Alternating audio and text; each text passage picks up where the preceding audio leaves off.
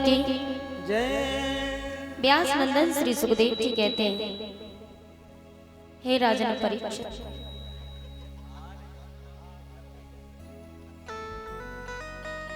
जिस समय भगवान श्याम सुंदर ने भोजराज कंस का वध किया,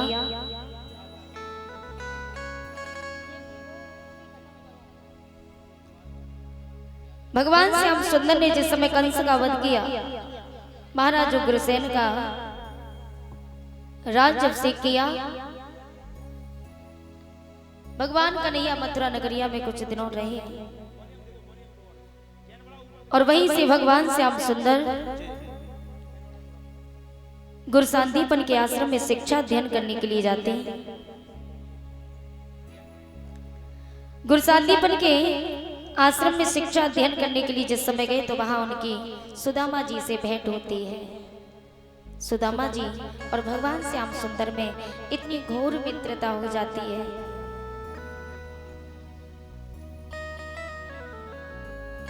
भगवान श्याम सुंदर मथुरा नगरिया से डायरेक्ट द्वारका नहीं गए थे।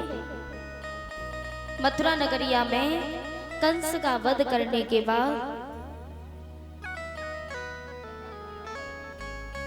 और कंस का वध किया। कंस का वध करने के बाद महाराज उग्रसेन का राज्याभिषेक किया।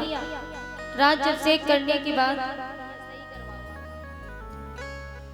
भगवान श्याम सुंदर गुरुसांदीपन के आश्रम में शिक्षा अध्ययन करने के लिए जाते हैं। तो वहीं सुदामा जी से इनकी भेंट हुई। भगवान श्याम सुंदर सुदामा जी से मित्रता हो जाती है।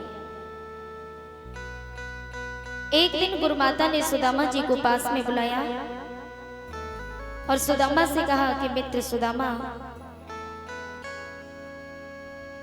गुरुमाता दोनों भाइयों को पास में बुलाती है। भगवान श्याम सुंदर सुदामा में मित्रता जरूर थी, लेकिन भाई भाई का रिश्ता था, भाई से भी बढ़ के संबंध था।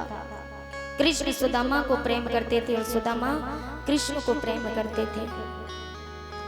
एक दिन गुरुमाता ने सुदामा जी को पास में बुलाया और सुदामा जी से कहा कि सुदामा, तुम दोनों भाई वन में जाओ, वन से लकड़ियां एकत्रित करके लाओ।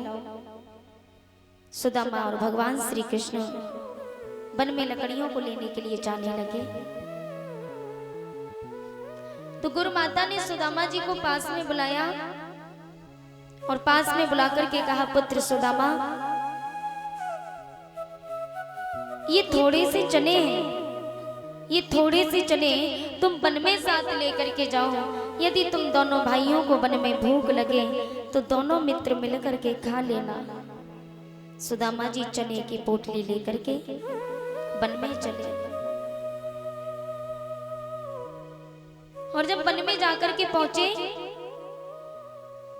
कुछ समय बाद देखा संध्या हो जाती है। लकड़ियों को बीन करके रख लिया, गट्ठर बना करके रख लिया, लेकिन होते होते शाम हो जाती है, संध्या हो गई।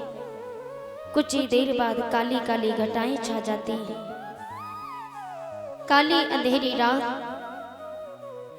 रात की तरह मौसम हो जाता है। संध्या का समय तो वैसे भी था, ठंडी ठंडी हवाएं चलने लगी, आकाश में बिजली कड़कने लगी। काली अंधेरी रात की तरह वो समय हो गया। सुदामा जी को डर लगने लगा और कुछ ही देर बाद घनघोर बारिश होने लगी। घनघोर बारिश के कारण सुदामा और भगवान श्री कृष्ण पेड़ के तले से चिपक जाते हैं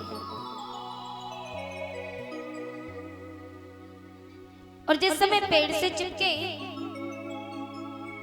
देखते देखते काफी समय बीत गया।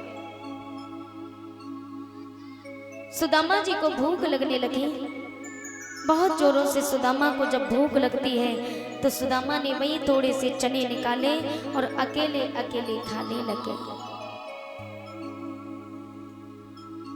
कि जो चना सुदामा बांधे था, वो मन मोहन को दिए नहीं, धीरे धीरे चावन लागे, प्रभु से व्यवहार किया नहीं।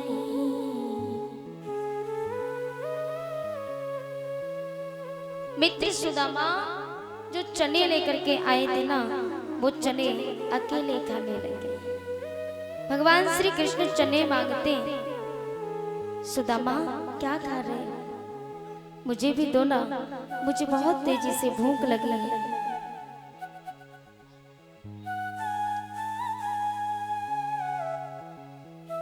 और जब कहा कि मुझे बहुत तेजी से भूख लगी है, सुदामा ने कहा प्रभु मैं कुछ नहीं खा रहा।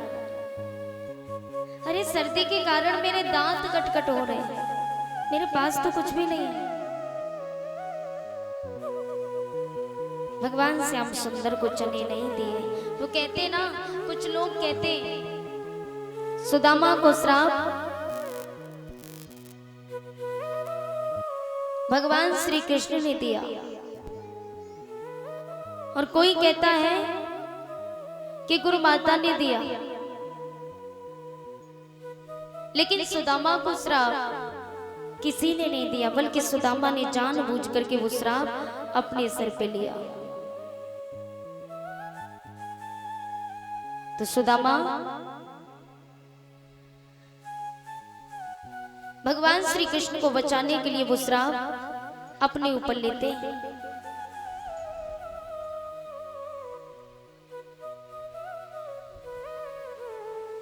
सुदामा को श्राप दिया किसी ने नहीं था, लेकिन वो चने जो थे वो चने श्रापित थे।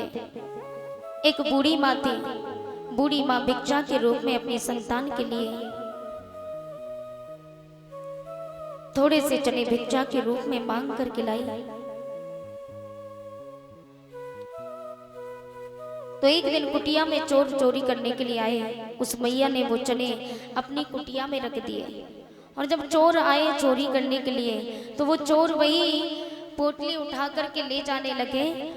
तो उस बूढ़ी माँ ने श्राप दे दिया कि मैं गरीबन भिक्षा